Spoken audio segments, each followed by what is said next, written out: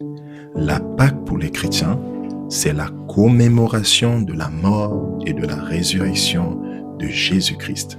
Alors, il est normal de se demander pourquoi est-il mort? Comment se fait-il qu'il soit ressuscité? Et surtout, pourquoi est-il ressuscité? Parlons un peu de la mort de Jésus.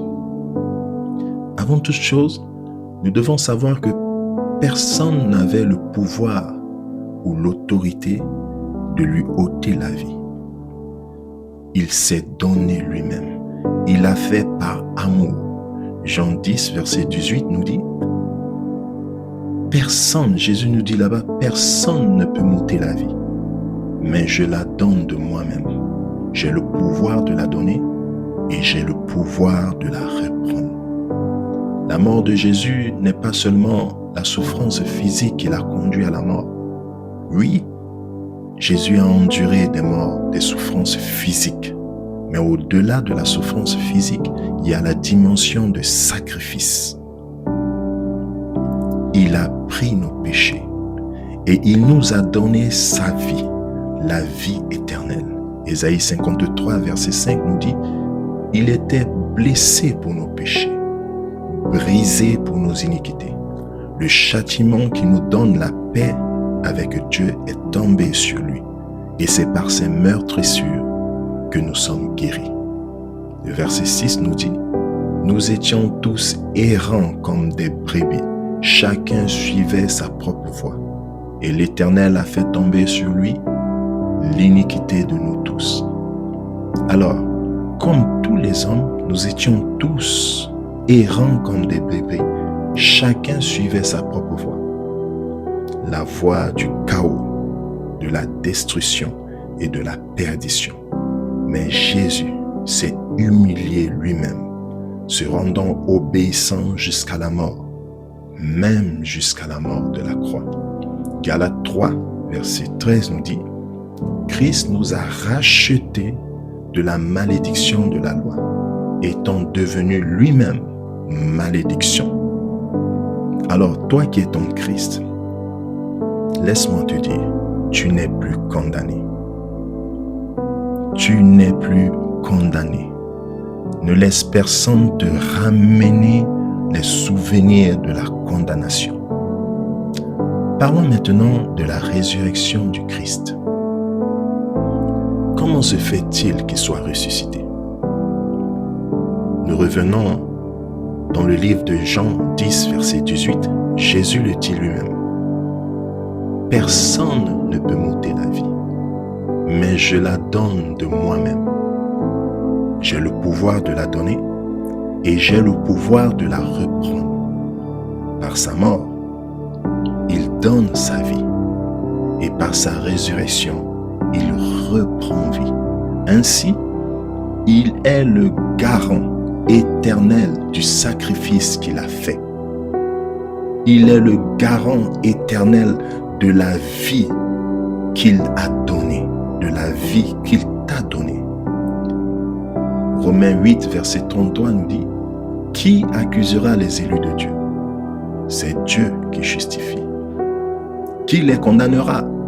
Christ est mort, bien plus, il est ressuscité, il est à la droite de Dieu et il intercède pour nous. Alors nous pouvons crier, il est vivant, il est ressuscité. Et il intercède afin que personne ne nous accuse, afin que personne ne t'accuse. Il est vivant, il est ressuscité, afin que Dieu nous justifie. Il est vivant, il est ressuscité et il intercède afin que personne ne nous condamne, afin que personne ne te condamne. Alors, sache que personne n'a le droit. Personne n'a le droit de te condamner, car en Jésus, toute forme de condamnation a été annulée. Alors sache que personne n'a le droit de réclamer ta vie. Christ en est le garant, car Christ est ta vie. Sache que personne n'a le droit de revendiquer autorité sur ton existence, car le nom de Jésus est au-dessus de toute autorité. Toutes les malédictions confondues n'ont plus d'influence sur toi, car il s'est chargé de tes malédictions. Il s'est chargé de nos malédictions. Hébreux 4, verset 16 nous dit, « En Jésus, nous pouvons nous approcher avec assurance du trône de la grâce, afin d'obtenir miséricorde et de trouver grâce pour être secourus dans tous nos besoins. » Grâce à Jésus, nous pouvons prier et dire « Notre Père qui est aux cieux ». Éphésiens 1, verset 19 nous dit « Par la résurrection de Christ, l'infinie grandeur de la puissance divine se manifeste avec efficacité dans la vie de tous ceux qui croient dans l'œuvre achevée de Christ à la croix. » Amen. Alors nous pouvons marcher avec assurance, parce que Christ nous a réconciliés avec Dieu. Par son sacrifice, il nous a donné la vie éternelle et par sa résurrection, il est le garant de ta vie auprès de Dieu Tout-Puissant, auprès de l'Éternel. Colossiens 2, verset 14 nous dit, « Il a effacé l'acte dont les ordonnances nous condamnaient et qui subsistait contre nous. Il a détruit en le clouant à la croix. Il a dépouillé les dominations et les autorités.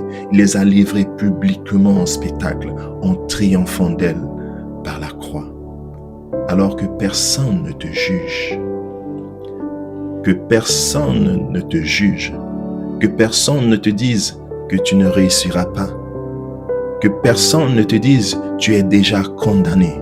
Toi qui as accepté Jésus-Christ dans ta vie, que personne ne te dise oui, tu es déjà condamné, que ta vie ne sert à rien, que ta vie n'a aucun sens, que personne ne te dise que tu ne pourras pas réussir. Parce que tu es une propriété divine.